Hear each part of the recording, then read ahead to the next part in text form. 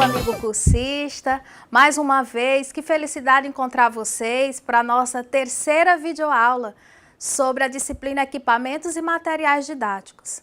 Na aula de hoje, nós vamos tratar dos materiais e equipamentos didáticos no ensino médio, materiais e equipamentos didáticos na educação de jovens e adultos e materiais e equipamentos didáticos na educação especial. Que materiais a gente deve utilizar quando a gente está no ensino médio? Antes de qualquer coisa, você precisa saber que o ensino médio é a última etapa da educação básica. E isso faz com que o currículo ganhe novos contornos. Como assim? O aluno, ao estar no ensino médio, necessita ter uma formação para a cidadania, porque o ensino médio é a última etapa da educação básica. Então, você está preparando o aluno para o ingresso no ensino superior. Por isso, a gente pauta o currículo nos princípios pedagógicos da identidade, da diversidade, da autonomia, da interdisciplinaridade e da contextualização. É importante você saber que a interdisciplinaridade, ela abriga uma visão global do conhecimento. E a contextualização, ela trata das formas de ensinar e aprender. E ambas vão definir uma das dimensões do currículo do ensino médio, a chamada Base Nacional Comum, que também tem a parte diversificada. Hoje, com a Lei 13.415 de 2017, é importante você, inclusive, fazer essa correção no seu material, porque o seu material ainda não está com essa atualização.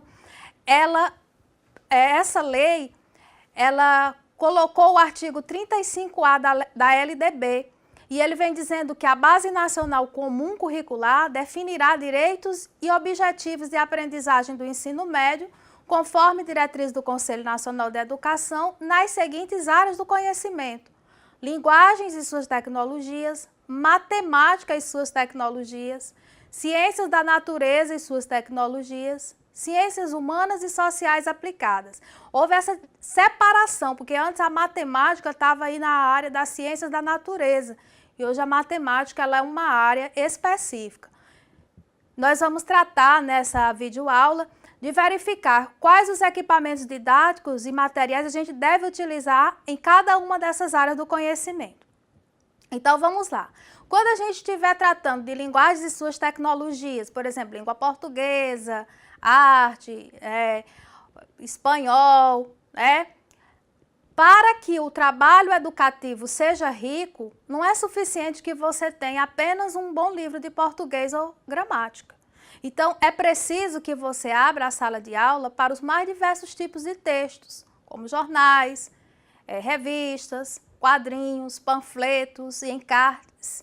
Todo aquele trabalho que a gente fazia no ensino fundamental deve agora no ensino médio ser muito mais divulgado, muito mais trabalhado, porque o aluno está no estágio final da educação básica. Então, o uso dos espaços específicos, como a biblioteca, as salas, as oficinas de artes cênicas e plásticas, com mais diversos materiais para a produção de desenho, pinturas, esculturas, roupas, fantasias, tudo isso deve fazer parte do dia a dia do aluno que está no ensino médio, como forma de promover a sua expressão oral e corporal. E aí, nesse contexto, você pergunta, e as famosas salas de informática? Porque hoje o aluno ele é bem antenado, né? Ele vive com o celular na mão. Como trabalhar isso num contexto de sala de aula? Bom, o computador ele precisa estar inserido o máximo possível nessas práticas educativas, não só como uma forma de mediar o conhecimento, mas de incentivar a pesquisa e exercitar a linguagem. Não dá para proibir o aluno simplesmente de usar o computador, eu falo computador porque hoje ele tem o computador na palma da mão. A gente tem que fazer com que o computador seja um aliado, para que a gente tenha, como a gente veio discutindo desde a nossa primeira videoaula, uma aula didática, uma aula que incentive realmente a aprendizagem. E na matemática e suas tecnologias? Bom, a matemática ela é uma forma de linguagem. E ela relaciona-se com diversos setores do mundo real, seja nas compras, no mercado, na padaria, no tempo que você gasta para ir de casa até o trabalho, nas horas de trabalho por dia, no consumo doméstico de água, energia, tudo tem matemática. Né? E parece que a matemática ela é trabalhada de uma forma bem distante do mundo real, o que não pode acontecer, porque ela é uma forma de linguagem. Então, o aluno precisa ter contato com a matemática e percebê-la como forma de expressão de outras ciências, como a química, a física, a biologia, a geografia, a economia. É aqui que a gente exercita a famosa interdisciplinaridade, percebendo os outros aspectos daquele determinado tema que podem ser abordados em outras áreas do conhecimento. Então, nesse aspecto, os equipamentos e materiais didáticos que a gente deve utilizar numa sala de aula na área de matemática, as calculadoras, os livros, os jogos, réguas, balanças, tudo que a gente puder fazer com que aquele conteúdo matemático se aproxime da realidade do aluno, deve ser utilizado na sala de aula. E nas ciências da natureza e suas tecnologias? Bom, a ciência da natureza ela deve contemplar formas de construção do conhecimento mais abstratas e ressignificadas. Portanto, os conhecimentos prévios devem ser base de novos conhecimentos, agora mais elaborados e complexos. Afinal, nesse ponto, o aluno já deve ser capaz de compreender, os fenômenos do mundo físico e natural, como forma de estimular a construção de estratégias pessoais na resolução de problemas. Por isso, os recursos e os equipamentos didáticos para a mediação desses conhecimentos, eles são importantíssimos e devem estar disponíveis, por exemplo, nos laboratórios de ciências naturais. A gente, enquanto educador, enquanto técnico em infraestrutura escolar, se na escola onde eu atuo não existe laboratórios de ciências naturais, a gente deve lutar, batalhar, ficar lá no conselho escolar, procurar ver o recurso, ver como é que faz para que a escola tenha esse tipo de laboratório, pois é importantíssimo para o processo de mediação do conhecimento dos nossos alunos. Não dá para ficar só naquela aula tradicional, com fórmulas matemáticas, fórmulas físicas, químicas, O aluno precisa ver e sentir a ciência de forma palpável, e nada melhor do que os laboratórios de ciências naturais. E quando estivermos nas ciências humanas e sociais aplicadas, por exemplo, a história, a geografia, a sociologia, como trabalhá-las? Bom, essa área ela possibilita ao aluno a compreensão da sociedade em que vivemos. A gente precisa fazer com que esse aluno se perceba como sujeito histórico, como pertencente e construtor da nossa sociedade. Por isso, a história, a geografia, a sociologia, a economia, a antropologia, filosofia e política são ferramentas importantíssimas na leitura desse mundo em que vivemos. E elas devem ser trabalhadas de maneira que possa haver uma integração, uma contextualização, para que o aluno se sinta realmente sujeito histórico, sujeito participante, sujeito construtor dessa sociedade. Bom, e se o meu público for, então, de jovens e adultos? A gente sabe que a educação de jovens e adultos, a famosa EJA, ela destina-se àquelas pessoas que não tiveram acesso ou não concluíram o ensino fundamental e o médio na idade própria. Como fazer para resgatar essas pessoas? Elas precisam recuperar o tempo perdido. Então, uma das estratégias que se utiliza é acelerar os estudos desse pessoal. De que forma? Aproveitando aqueles conhecimentos prévios que ele já tem. Por isso, toda vez que se oferta a educação de jovens e adultos, deve-se fazê-la de forma flexível e considerar o perfil desse estudante, a sua idade, as experiências de vida e de trabalho que essa pessoa tem. Por isso, quando a gente vai organizar um espaço escolar para atender esse público, a gente não pode pensar que eles são crianças, Muitas vezes a gente vê isso. A gente tem que fazer com que com aquele espaço ele seja vivo, ele seja dinâmico, ele tenha condições favoráveis para uma aprendizagem significativa. Afinal de contas, é preciso recuperar o chamado tempo perdido. Então, aí devem ser valorizados tanto as posições quanto as proposições, os interesses, os valores, o chamado conhecimento de mundo desse pessoal. Do contrário, vai acontecer o que fez ele deixar, às vezes, a sala de aula, né? A evasão.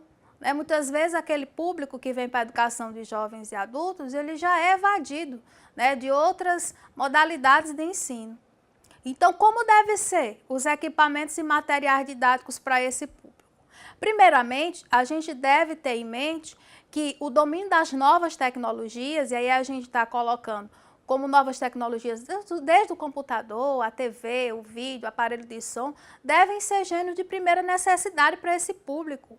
Se eles já ficaram tanto tempo longe, às vezes, da sala de aula, essas tecnologias não podem servir de uma maneira que os afaste, muito pelo contrário, a gente deve procurar envolvê-los para fazer com que o trabalho seja sistematizado, né? E se crie espaços além da sala de aula, os chamados espaços ambiente, onde ele possa manusear esses recursos de tecnologia da informação, onde ele possa perceber o funcionamento de um computador, né? Entender o funcionamento de uma TV, de um vídeo, tudo isso vai facilitar o processo de aprendizagem dele, que a gente quer que, claro, seja significativo.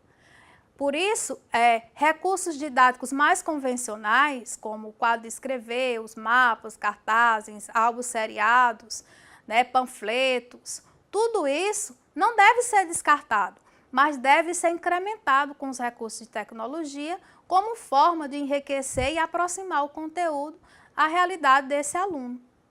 Pois é isso que a gente quer, promover esse resgate, nessa finalidade da educação de jovens e adultos. E quando a gente estiver diante de um público de educação especial, que materiais e equipamentos didáticos utilizar para esse público?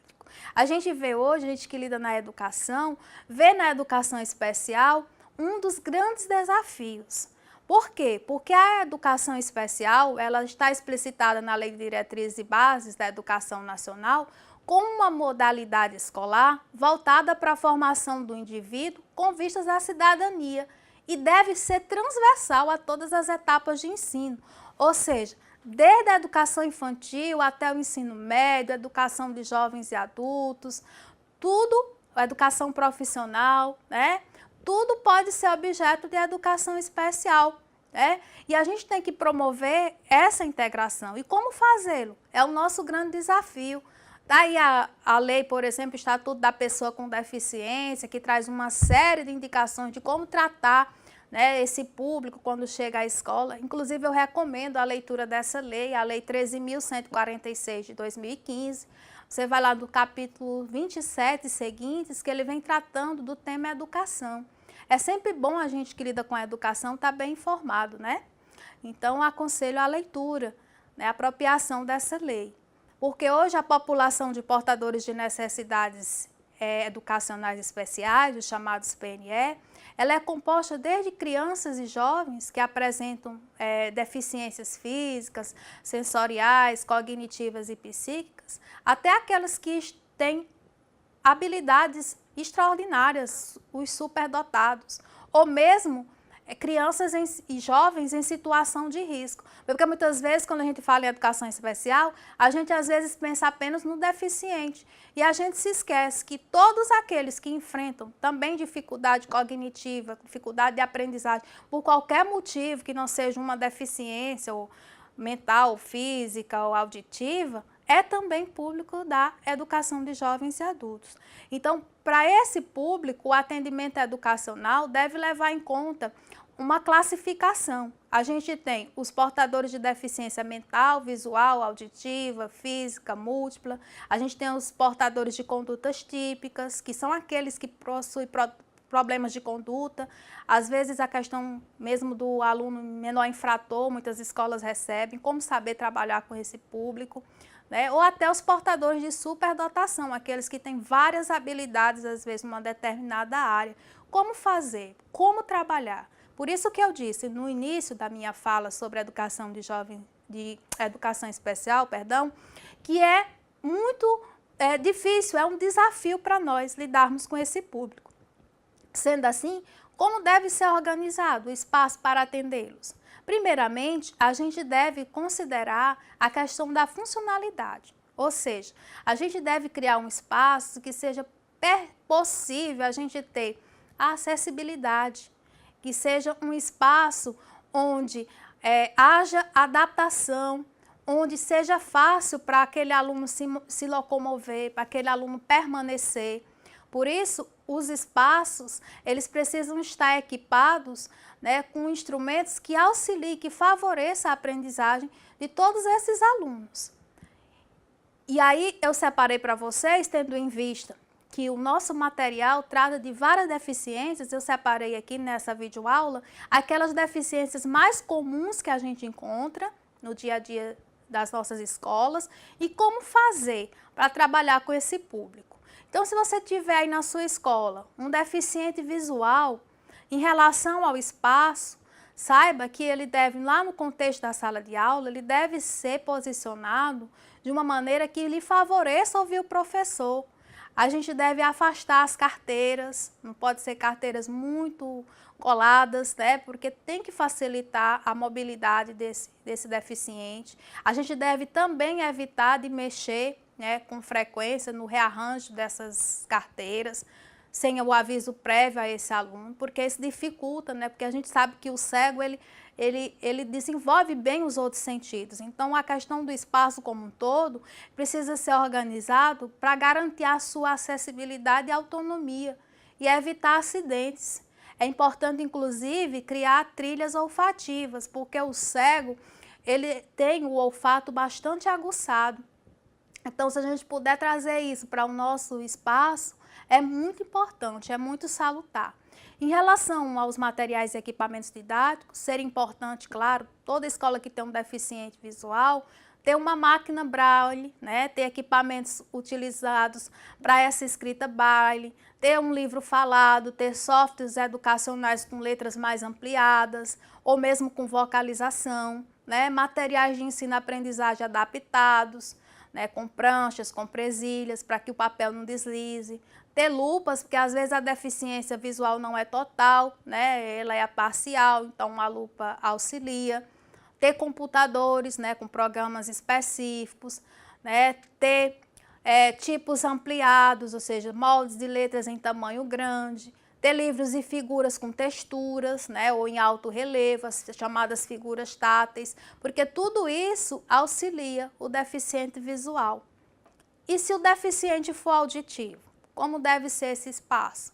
Bom, o deficiente auditivo, né, ele precisa ser posicionado lá na sala de aula de modo que ele perceba os movimentos e as expressões faciais e corporais do professor e dos colegas. Porque o deficiente auditivo, às vezes ele consegue fazer a leitura labial, né? Então é importante que ele fique posicionado de maneira que ele perceba essas expressões faciais e corporais. Os murais e as paredes também, elas devem ser aproveitadas para a exposição de material visual e outros de apoio. Claro, com informações com um sistema de comunicação alternativo. Pode ser uma linguagem icônica, né, com ícones, pode ser gestual, ou o que é mais comum hoje, que é a língua brasileira de sinais, que indiquem para esse aluno espaços de uso coletivo e de acesso comum. Tá? Então, os materiais didáticos e os equipamentos de maneira geral devem se preocupar em ter essa língua brasileira de sinais, né, ser impressos em língua de sinais, com muitas imagens, que simule a vida real, né, se possível revistas, livros. Claro que são coisas que a gente vai construindo paulatinamente, né, da noite para o dia, que a gente faz isso na nossa escola, né? Mas diante de uma realidade dessa, você aí que está se qualificando, né, volta a insistir, nós somos educadores, precisamos lutar, batalhar para ter melhoria nas nossas escolas. Se essa não é a realidade hoje, que a gente, sabendo que é necessário ter esse tipo de atenção, que a gente busque fazer com que tenha, né? E o mais importante, né, também é conhecer a língua brasileira de sinais, né? Hoje as licenciaturas elas já trazem uma cadeira específica para Libras, mas muitos de nós que nos formamos antes de entrar em vigência a Lei 10.496/2002, que institui a Língua Brasileira de Sinais, nós não tivemos essa formação, mas a gente pode buscar como forma de auxiliar esses alunos e a gente conseguir estabelecer uma comunicação com ele mais próxima, mais perto, né? Fazê-lo se sentir mesmo acolhido, que foi uma das grandes discussões nossas nas nossas videoaulas iniciais. A questão da acolhida ela é importantíssima aos nossos alunos. E quando o aluno é deficiente auditivo, então não se fala, né? E se a deficiência for física, como fazer? Primeiro, bem simples, é remover as chamadas barreiras arquitetônicas, aqueles espaços que dificultam a acessibilidade de quem usa uma cadeira de roda ou quem usa uma bengala ou qualquer outro equipamento que auxilie na mobilidade, né, dessa pessoa. Deve-se, então, construir rampas, banheiros adaptados, barras de apoio, pensar em mobiliários com mesas mais amplas, né, para poder caber, por exemplo, uma cadeira de rodas. Né, o espaço de deslocamento também deve ser organizado de forma que tenha um bom espaçamento entre as carteiras. Né. Com relação aos materiais e equipamentos didáticos, novamente é importante a gente ter pranchetas, a gente ter presilhas que auxiliam a não deslizar o papel, ter suporte para lápis, ter tesouras com adaptação e ponteiras, né? Ter computadores que funcionem por contato, por pressão ou qualquer outro tipo de adaptação. Enfim, criar sistemas alternativos de comunicação adaptados às possibilidades do aluno, né? Verificar a especificidade de cada um e tratá-la da melhor maneira possível. Mas é claro que isso não é papel, né, para você técnico, isso é obras de serviços especializados de arquitetura e engenharia. Mas você que está aí, né, fazendo esse curso, sabe disso e pode e deve contribuir para que essas adaptações aconteçam. Né, entrem no plano orçamentário de reforma ou de construção, né, na secretaria do município ou do estado. Como fazer isso? Volto a insistir, com a efetiva participação da gente em todas as instâncias da escola, em especial lá no conselho escolar, onde a gente pode propor, né, essas reformas, essas mudanças e acompanhar e verificar se essas transformações realmente vão acontecer. Então é isso, caro amigo cursista, né, na nossa aula de hoje, assim de forma bem rápida, né, é claro que no nosso encontro presencial nós vamos discutir com bem mais detalhes, né, o que a gente discutiu aqui hoje, mas a gente viu, né, os principais materiais e equipamentos que a gente deve usar no ensino médio, na educação de jovens e adultos e na educação especial. A gente viu, por exemplo, que no ensino médio, os conteúdos do currículo, eles precisam ser trabalhados com foco na interdisciplinaridade e na contextualização. Na educação de jovens e adultos, a gente precisa valorizar a vivência desse alunado, a vivência de mundo, porque é um público que já está fora de sala de aula, às vezes, há algum tempo, ou que não se adaptou e que está decidido a voltar, a retomar os estudos. E na educação especial, que eu falei que é o nosso grande desafio, é promover a inclusão, a inserção dessas pessoas que têm algum tipo de deficiência, seja física, seja motora, psíquica, ou mesmo algum tipo de transtorno, né, ou dificuldades lá na família. Tudo isso é motivo para a educação especial, tudo isso é missão da educação especial. Então a gente deve promover no espaço onde reina o público que tem necessidade educacional, primar pela acessibilidade e pela autonomia desse aluno. Né? E, claro, sempre com vistas, digo sempre e insisto, a busca por melhorias. A educação ela não é estanque, ela não é parada. Né? A gente precisa mobilizar, ir atrás, a gente sabe que é difícil, não é fácil. Né? Realmente as escolas públicas, elas carecem muito, né, de promover uma série de adaptações. Eu falei pública, mas muitas vezes até a escola particular, ela também peca nesse aspecto. Mas o que a gente pode fazer enquanto educador é se envolver mesmo, é lutar por essas mudanças. Pois, afinal de contas, a nossa principal missão, a missão do educador, é acreditar que é possível mudar a vida de qualquer pessoa, independentemente da sua dificuldade, através da educação. Tá certo? Então é isso, meu amigo, minha amiga, né?